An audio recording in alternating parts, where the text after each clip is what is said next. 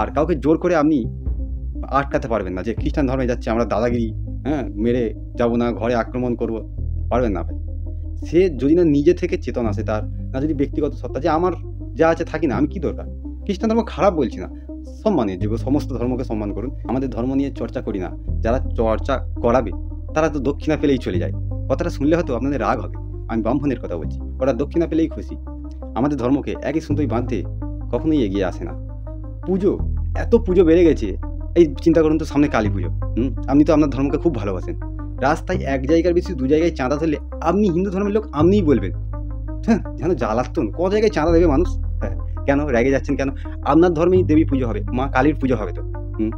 তাহলে আপনি নিজের ধর্মকেই খারাপ করছেন, কিন্তু যে লোক খ্রিস্টান ধর্মে গেলে আপনি বিরোধ করছেন। এই বাঁক ওই বাঁক ঘুরে গেলেই বসে আছে, দাদা কালী পুজোর চাঁদা, দাদা কালী পুজোর চাঁদা। আর এখন তো মেয়েরা বৌদিরা রাস্তায় বসে আছে।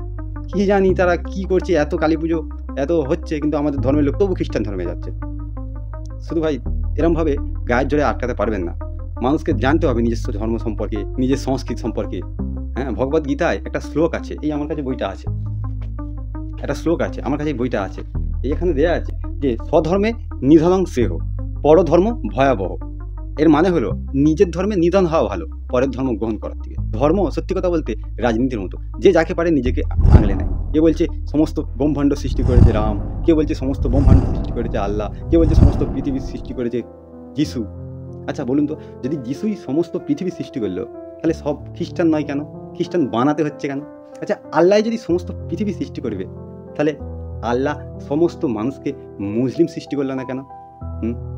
রাম যদি সমস্ত পৃথিবী সৃষ্টি করবে, তাহলে সমস্ত মানুষকে হিন্দু বানালো না কেন? কেন এত মুসলিম, হিন্দু, খ্রিস্টান, বৌদ্ধ, জৈন, এত ধর্ম, এত ভেদাভেদ আমাদের মধ্যে? এটা আমরাই করেছি নিজেদের সুবিধার্থে। ধর্ম নিয়ে লাফানোর আগে ভাই একটু ভাবুন, একটু বিবেচনা করুন। যে যাচ্ছে যেতে দাও, হ্যাঁ, ওর থেকেও কোনো লাভ নেই। আবারও নজরুলের সেই কথাটা মনে পড়ে যায়, পশুর মতো সংখ্যাগরিষ্ঠ হয়ে লাভ নেই ভাই। হ্যাঁ, যদি তোমার নিজের ধর্মে গৌরব করার মতো কিছু না থাকে।